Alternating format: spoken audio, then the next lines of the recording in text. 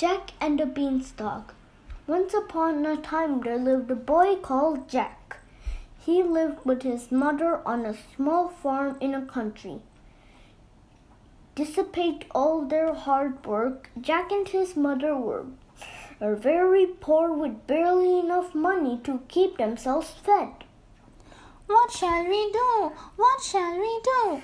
We don't have enough money to buy seed for the farm this year. We must sell our cow, Old Bess, and with the money buy enough seed to plant a good crop. All right, Mother. It's market day today. I'm going to town and sell Bessie. Jack handed it toward town. He hadn't gone far when he had met an old man. Good morning, boy. Good morning to you.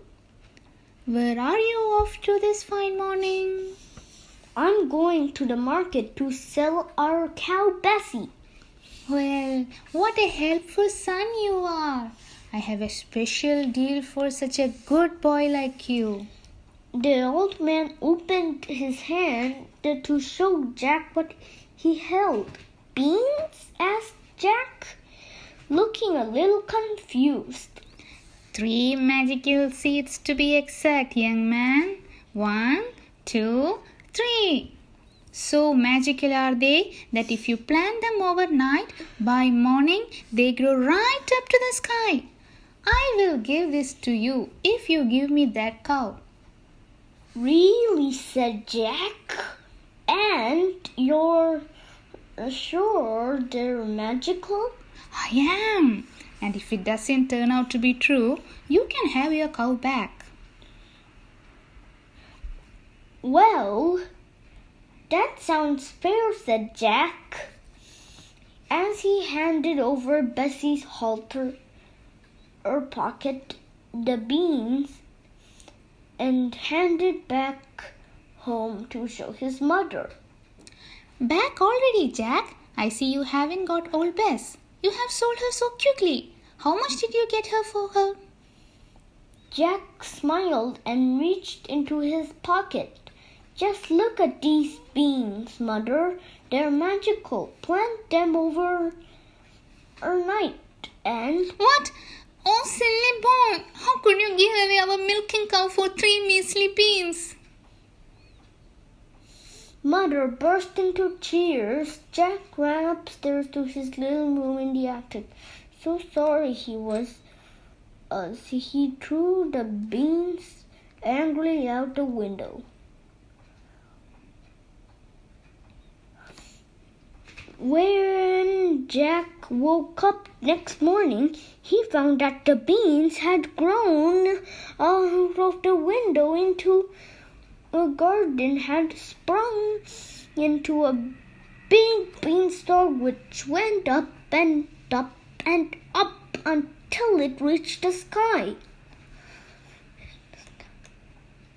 Using leaves and twisty vines like a ladder, Jack climbed up until at last he reached the sky. And when he got there, he found a long, broad road enough to the clouds to a tall castle. Well, in the castle, she met a giant lady. Hi, would you like to come in and have some breakfast? Oh yes, thank you. While Jack was having breakfast, suddenly the house began to tremble with a noise of something coming. Goodness gracious me, it's my husband. What on earth shall I do? Oh dear, I never should have let you stay for breakfast. Here, come quick and jump in here. And she hurried Jack into a large copper pot. I'm ready for breakfast. I'm so hungry. I could eat 3 cows. Huh? What is this I smell? 3, 5 of them. I smell the blood of an Englishman. be he alive or be he dead. I have his bones to grind my bread. Nonsense, dear, there is nobody here. The giant ate his food and went to his room. There he took the hen and shouted, "Lay!" And then the hen laid the golden egg. When the giant fell asleep, Jack took the hen and climbed down the beanstalk to his home. After some days, Jack once again climbed the beanstalk and went to the giant castle. Once again, the giant's wife gave him bread and milk, but while Jack was eating, the giant came home. "Fee, fi, fo, fum, I smell blood of an Englishman. Be he alive or be he dead, I'm going to grind his bones to make my bread." Don't be silly, there is no boy in here.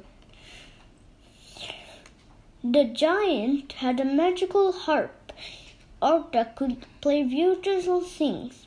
While the giant slept, Jack took the harp and was about to leave. Suddenly the magic harp cried, Help, master, a boy is stealing me.